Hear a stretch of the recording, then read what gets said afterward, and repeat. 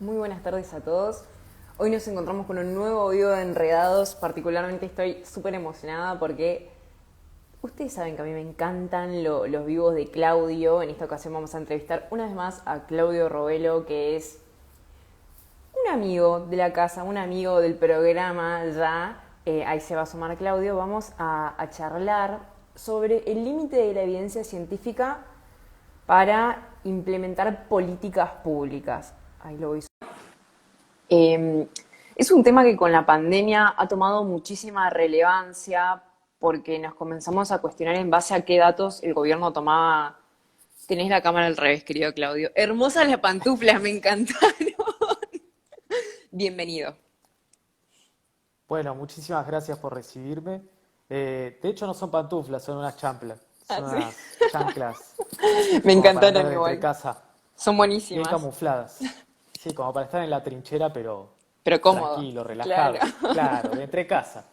Me encantan. Bueno, gracias por tu tiempo y gracias por acceder a esta entrevista con un tema tan importante y sumamente interesante para los tiempos que corren hoy, ¿no? Sí, totalmente. O sea, para los tiempos que corren hoy y para cualquier tipo de política pública racional o para cualquier tipo de acción racional o fundamentada desde Claro. el punto de vista del Estado. Entonces, creo que eso es lo más fundamental desde el punto de vista de cómo se fundamentan las decisiones desde el Estado. Pero también otro aspecto muy interesante que tiene que comenzar a pensar en esos temas son realmente cuáles son los límites de lo que podemos aseverar o cómo podemos fundamentar las acciones. Entonces, Claro. también ahí vienen cuestiones de accountability, de qué le exigimos a los estados, qué podemos exigirle también a los decisores. O sea, de la misma forma que nosotros podemos llegar a preferir ciertos tipos de acciones o ciertos tipos de fundamentaciones. O sea, es racional que todos nosotros, dentro de una democracia, prefiramos que las decisiones públicas se tomen de una forma racional y con evidencia. Claro, sin dudas. Ahora, Claudio, ¿vos creés que esto de tomar decisiones, o sea, es directamente proporcional tomar decisiones, o sea, a ver, para replanteo la pregunta, voy desde cero. Tomar decisiones para políticas públicas basadas en evidencia científica hace que una política pública sea realmente efectiva? ¿Está demostrado?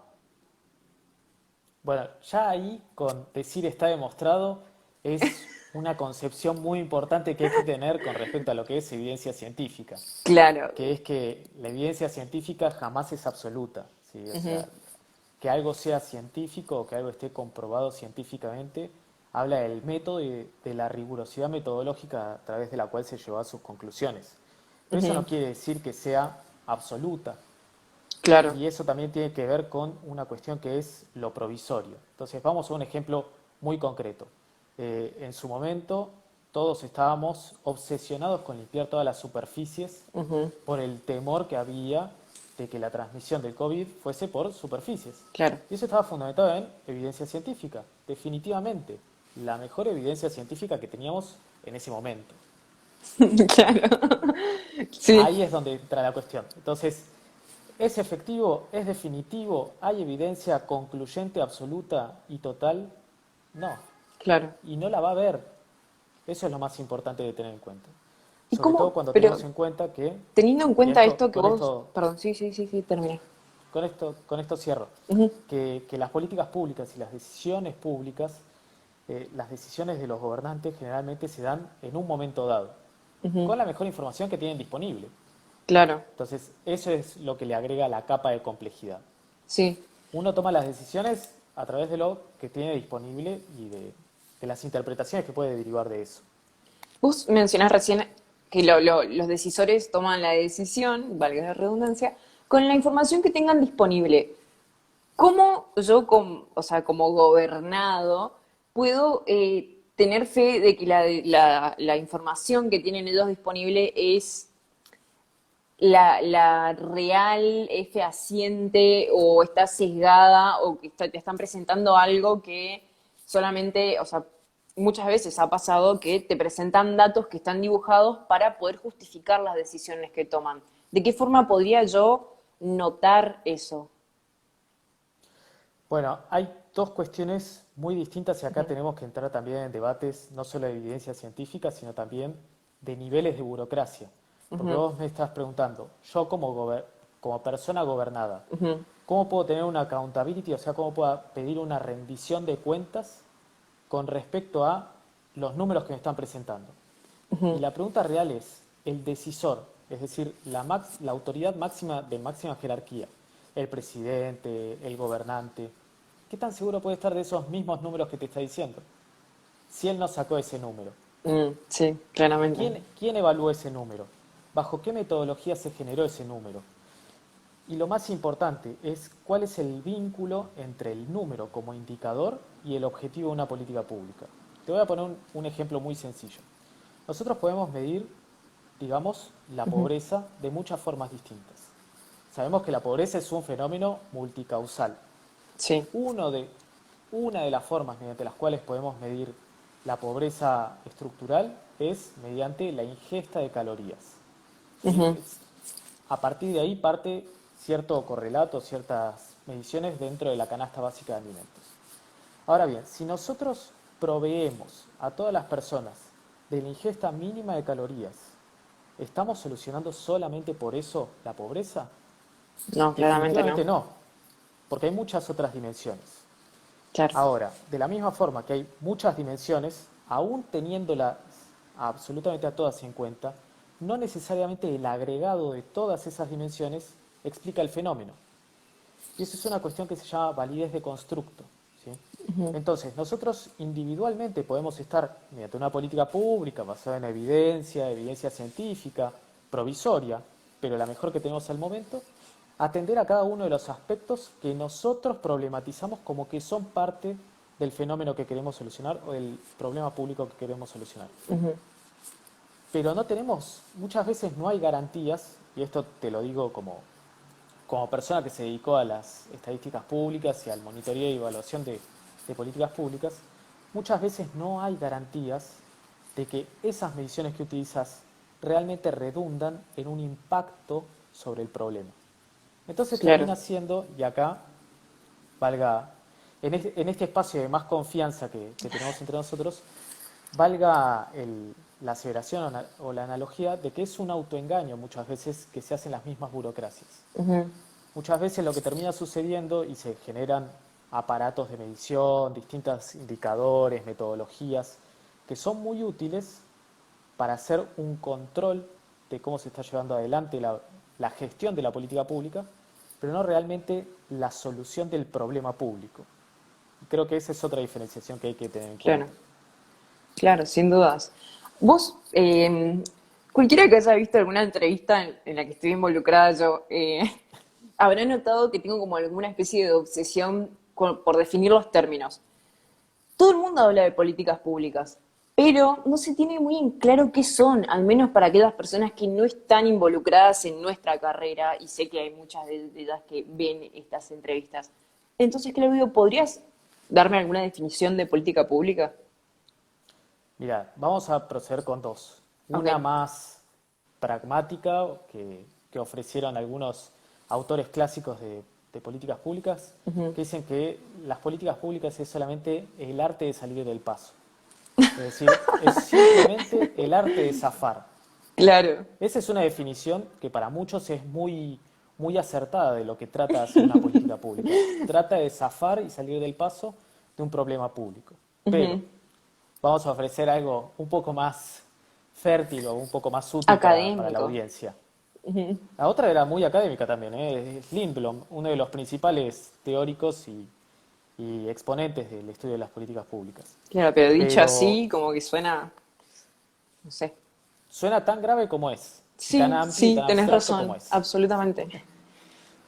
Pero la otra definición que podríamos tomar es que es el conjunto de acciones que toma el Estado para llevar adelante las soluciones de los problemas que considera que son públicos. Claro. Y ahora, por conjunto de acciones, la inacción es una decisión de acción. O sea, si el Estado, frente a un problema que no lo problematiza, es decir, que no considera que es un problema, no hace nada, también es parte de una política pública. Ahora bien, desde este punto de vista, lo más importante a tener en cuenta es que las políticas públicas no existen concretamente en la realidad, sino que es el analista el que le imprime a un conjunto de acciones por parte del Estado una suerte de lógica inherente. ¿Sí? Entonces, Ujú.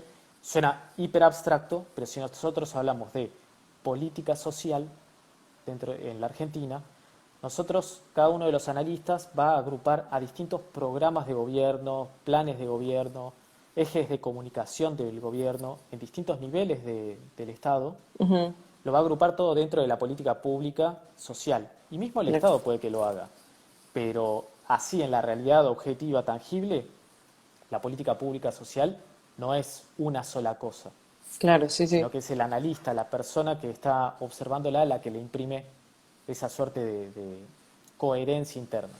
claro. Claudio, vos me comentabas hace un rato que tomamos decisiones de acuerdo a a la mejor información, a los datos más fehacientes que tengamos en el momento, que esto después puede cambiar. La pandemia nos ha complicado mucho con el tema de los datos científicos, pero previo a la pandemia, cuando no teníamos los problemas de colapso sanitario ni de desconocimiento total de lo que está pasando, em, existen casos en los que se hayan tomado decisiones políticas, o sea, de políticas públicas, basadas en datos, que no haya sido realmente efectivo. Que no haya sido efectiva la decisión o que el dato mediante el cual se fundamentó no era el mejor disponible, porque hay Que, ejemplos de ambas. que no haya, que no haya Claro, sido efectivo el resultado. permanentemente, Ujú, permanentemente, pero por una serie de cuestiones que también exceden a las posibilidades del Estado. O ujú. sea, y acá también hay que, bueno, Argentina es un país que es muy estadocéntrico. O Sí, sea, permanentemente todos los actores de la vida social están prestando atención a qué es lo que va a hacer el Estado porque en gran medida domina el grado de interacciones o el nivel de interacciones que se dan en el día a día. claro. Entonces, es natural que nosotros tengamos una perspectiva más centrada en el Estado que otras sociedades. Pero aún así, nosotros consideramos como que el Estado, sin ser omnipotente, al menos es omnipresente. ¿Sí? Sí, sin dudas. Y eso realmente no es real. El Estado no puede hacerlo todo y tampoco es un solo Estado. En el caso de la Argentina, ¿no? Tenemos el Estado nacional, los estados Sí, provinciales y se entrecruzan y se enmarañan en una serie de acciones que no siempre dan el resultado que quieren, por más de que esté perfectamente fundamentado. ujú, Entonces, nosotros podemos tomar la mejor evidencia disponible sobre, qué sé yo, economía del comportamiento para regular el tránsito. Eso parecería algo suficientemente lineal y lógico como para generar acciones y comportamientos que el Estado busca por parte de la población. ¿Qué sería eso? Bien concretamente. Y te lleno de peatonales todo microcentro para que haya tal grado de embotellamiento que a nadie se le ocurra venir con el auto. claro. Y sí, si vos haces modelaciones de tránsito a partir de modelos estadísticos, que es la mejor evidencia que tenemos disponible, vos haces encuestas en profundidad, vos haces relevamientos estadísticos eh, pormenorizados a la población que vive, que reside y trabaja en microcentro, y a eso le sumás las características de un censo vehicular, podés tener un modelo que te vaya a dar el resultado de cómo podés tener un microcentro libre de embotellamientos, ¿sí? Ujú, Aplicando ciertas medidas de tránsito muy concretas. claro. ¿Lo podés tener? Sí, lo podés tener. Pero eso siempre asume dos cosas. Y la primera y la más importante es la estabilidad de todas las variables que uno tiene en cuenta. ¿Sí? Y lo otro es la racionalidad de los actores. Claro. Eso te iba a consultar ahora. Yo estudiaba cuando estaba en primer año sociología, que es una de las materias que más detesté en la carrera. En- em, Se decía que antes de que la sociología sea considerada una ciencia, el problema era que el ser humano era impredecible. Entonces, cuando había variaciones en las tendencias, era complejo sostener una teoría a largo plazo. ¿Esto está relacionado con lo que estamos hablando? Definitivamente, definitivamente porque también ahí hay como una suerte de influjo o de crisis positivista Ujú, en que a ver, cuando hablamos de evidencia científica para fundamentar políticas públicas, y acá vamos a ser hiper concretos, necesitas cierta estabilidad en los modelos que te permita que sean replicables para que vos puedas evaluar la evolución de tu política pública. Si no, o sea, si vos podés generar un modelo que después no va a ser fiable en las categorizaciones y las variables que usa, es decir, vamos a hablar de fiabilidad también, porque acá tenemos que definir muchas cosas de metodología como para comenzar a charlar. Pero usemos el ejemplo de una balanza. Ok. Vos dejás la balanza con la que te pesas todas las mañanas y inalterada. Hoy a la mañana, a las 8:01, te pesaste y dio un valor. Digamos que dio 62,800 kilos, es decir, 62,800. A los 2 minutos te subiste a esa misma balanza y dio 59 kilos. Y 2 minutos después te dio 65 kilos. Esa balanza no tiene fiabilidad. Claro. Es como si vos usás una regla que está hecha de plastilina. En un momento te mide otra cosa, en otro momento te mide otra. Y no es que cambió la realidad, es que tu instrumento no es fiable. Claro. Bueno, ese es un problema que a veces tienen los modelos o las categorizaciones que uno utiliza, sobre todo cuando no está bien definida. Claro. Ahora, en la realidad social también lo que generalmente sucede es que los casos que uno utiliza no son constantes en tiempo y las variaciones que uno sabe, que uno observa, no sabe de dónde provinieron. Claro. Si de la ausencia de fiabilidad, de una falta de validez o si es que realmente hubo una modificación empírica. ¿Por qué digo esto? Porque la obsesión positivista está en que las modificaciones de cualquier tipo de evolución se dio por las cuestiones exógenas y el modelo está perfecto. Y nosotros podemos explicar todo mediante los modelos, podemos reducir todo a variables muy concretas que podemos evolucionar, que podemos investigar y extrapolar cómo fue que incidieron sobre los fenómenos sociales. Claro. Si bien eso puede ser útil y hasta interesante, y pragmáticamente realmente es extremadamente útil, yo considero que deja de lado mucho de lo complejo de lo social. ¿Sí? Entonces, Sí, sin dudas. muchas veces tiende a lo cuantitativo, tiende mucho a lo cuantitativo, y hay mucho de lo cualitativo que también tiene que ser considerado ahí, Que es enriquecedor también. definitivamente. Claudio, ¿y cuáles son los impedimentos que enfrentan los tomadores de decisiones para implementar estas políticas públicas que se basan en evidencia o en datos científicos? Mira, la verdad es que hay muchas. La primera de todas, y creo que es la principal, es que los mismos decisores no saben a quién hacerle caso. ¿Sí? Nosotros consideramos que la evidencia científica, de nuevo, lo que decíamos antes, es irrefutable. Y no es que es irrefutable, es que en un momento dado será irrefutable por una cuestión social misma de la ciencia. ¿Sí? A medida que hay distintos debates en el seno del pensamiento científico, se llegan a ciertas conclusiones y consensos. Ahora, esas conclusiones no son absolutas, son consensos. Y con lo cual, al ser consensos, puede que hayan ciertas opciones o hayan ciertas avenidas de investigación que hayan quedado relegadas en el debate. Claro. Eso no quiere decir que hayan dejado de existir, siguen estando presentes.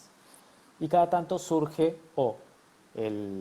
podríamos decir, el escéptico, que retoma, claro, algunos le dicen el negacionista, Sí. si es que hablamos desde una perspectiva más peyorativa, y el escéptico es el que no está de acuerdo con ese consenso. Sí, sí, sí.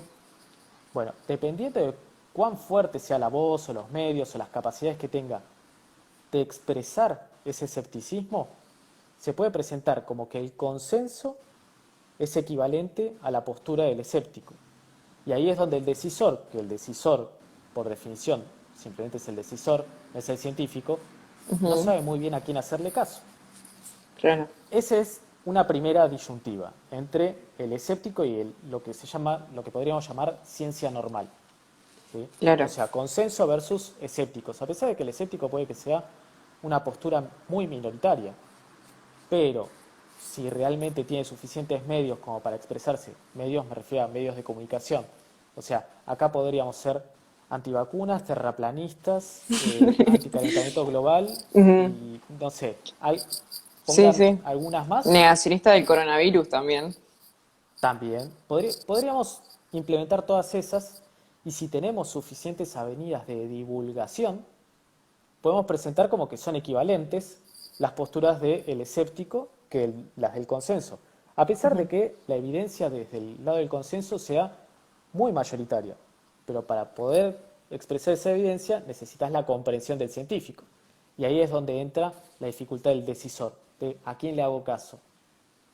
Esa es una primera dificultad. La segunda es también el momento en el que se toma la decisión. Porque aquel consenso al que nos estábamos refiriendo, supongamos que el coronavirus se transmite por el contacto de las superficies, Ujú. es contingente del momento y de la disponibilidad que tengamos de evidencia científica. Claro. Eso Entonces, también, o lo que hoy sea, es una verdad revelada, mañana podrá no serlo. sí, sin dudas, como está demostrado, ¿no? Eh, También el tema de que haya que tener un consenso, no, sin juzgar a la ciencia, ¿no? Porque de hecho, ¿qué somos sin la ciencia a esta altura del siglo XXI, ¿no? Pero que haya que tener un consenso demuestra que tampoco hay verdades únicas, ¿o no? Bueno, ahí ya estamos pasando del positivismo al relativismo, o sea, nos fuimos un Sí, poco sí, sí. de mambo. A ver, la evidencia científica surge a partir de el método científico. Sí, sí, sí. Entonces, ahí hay una cuestión que es no solamente la transparencia, sino la replicabilidad. Es Ujú. decir, que basadas o basados en el mismo grupo de asunciones, o sea, a partir de los mismos axiomas, tanto vos como yo deberíamos llegar a las mismas conclusiones si tenemos la misma evidencia y seguimos el mismo razonamiento lógico. Claro. Ahora, el problema es el punto de partida, o sea, dónde están nuestros sesgos iniciales. Y ahí Mm. es un poco de donde entra lo que vos estás mencionando. Pero eso es Ujú. precientífico. Eso es Claro, precientífico. claro, sí, sí, sí. Lo Claudio, cual no quiere decir sí, perdón, decime, pero no, no, lo cual no no. quiere decir que las conclusiones sean definitivas. No, Siempre claro. son provisorias y falseables. Pero se supone, o la pretensión es, dentro de justamente del pensamiento científico, que siempre hay una idea de progreso, que siempre se avanza. ¿Estás de acuerdo con eso? Con esto último que Yo en lo siempre. personal sí, ¿Sí? Bueno, es interesante. Justifique su respuesta. que siempre se avanza Ujú. en términos del razonamiento científico. Sí. Y eso va a ser también contingente de qué entendemos por el consenso científico. Porque Mm. dependiendo de dónde estén los consensos y de cuán claramente estén demarcadas las líneas de investigación. Y esto también es importante, Ujú. porque muchas veces se exploran distintas líneas de investigación como equivalentes, o muchas veces lo que podemos decir, imagínatelo de la siguiente forma, como si estuviésemos hablando de un árbol a partir del cual se abren ramas, ¿sí? Ujú. Y las distintas ramas nos van a llevar a distintos caminos. Bueno, Sí. para avanzar correctamente, primero que nada tenemos que tener todos en claro cuál es el mapa de ese árbol y cuáles son sus ramificaciones. Ok. Y a partir de llegar a un punto de una rama donde decimos, bueno, este es un callejón sin salida, ir a la siguiente rama dentro de ese mismo árbol. Así es como se vislumbra un poco más claramente esa idea de progreso en la ciencia. No como una línea que siempre va para arriba, sino como un árbol que tiene muchos caminos o como un laberinto que va a tener callejones sin salida. Pero lo más importante ahí es tener en claro cuál es ese laberinto o ese árbol para poder ir eliminando los callejones sin salida y no Ujú. perder de vista que hay un camino alternativo o que hay un camino que puede llevar a esa solución. Claro. Muy buena analogía, me gustó. Claudio, y para ir cerrando esta entrevista, te quiero hacer una pregunta que está compuesta por el título de la nota que escribiste, que básicamente es, entonces, ¿cuál es el límite de la evidencia científica para implementar políticas públicas. Y realmente el límite es el límite mismo de la ciencia. O sea, hay una cuestión que hay que tener en cuenta, que es que la ciencia tiene sus tiempos, tiene sus debates, tiene sus instrumentos. Y hay que entender esa lógica para implementarla en políticas públicas. Son Claro. muy distintos los tiempos de la ciencia que los tiempos de las políticas públicas. Entonces, agarrarse de una evidencia científica, de un paper que salió en, no sé, en una revista académica como Lancet o en cualquier otra revista de divulgación científica, es importante tener en cuenta que eso es parte de un debate y que esa evidencia es provisoria y que agarrarse simplemente de esa evidencia de forma aislada es una cuestión muy sesgada como para fundamentar una política pública, teniendo en cuenta que justamente las políticas públicas son el arte de salir del paso. Sí, Entonces, en sí, ese sí. salir del paso, vos necesitas algo, un instrumento que sea suficientemente confiable y que sea suficientemente replicable, transparente y fiable como para que te pueda fundamentar una acción donde tengas seguridad sobre el resultado. Entonces, si uno va a estar permanentemente siguiendo el Twitter de cada uno de los científicos para fundamentar políticas públicas, realmente no vas a conseguir un conjunto de acciones coherentes, que es lo que muchas Claro, veces necesitan las políticas públicas. Vas a tener un debate, un ida y vuelta constante. claro. Claudio, te agradezco por tu tiempo. Eh, Nada, fue un placer para mí. Siempre, como comentaba antes de que te sumes, siempre me gustan mucho las entrevistas con vos. Y esta en particular tiene algo de emocionante para mí porque es la última entrevista que voy a llevar a cabo dentro de este programa. Así que gracias por sumarte y gracias por tu tiempo. Siempre es un placer tenerte acá. No, al contrario, y bueno, siendo que esta es tu última experiencia, la verdad es que te quiero felicitar y también te quiero agradecer porque aparte de ser amigo de la casa, somos amigos personales y la verdad es que siempre es un gusto poder charlar, tener la oportunidad de charlar y conversar con vos. Y también creo que también es merecido el aplauso y las felicitaciones hacia vos, que sos una muy buena entrevistadora y que la verdad es que Gracias. a lo largo de los, ¿cuántos ya años en Enredado? ¿4 años? Cuatro, sí.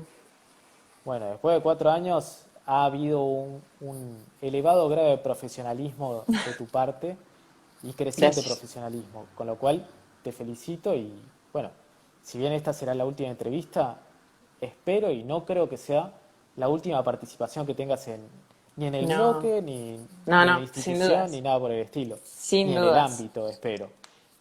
No, no. Sin dudas voy a seguir estando acá, tal vez no involucrada de esta misma forma, pero voy a seguir estando.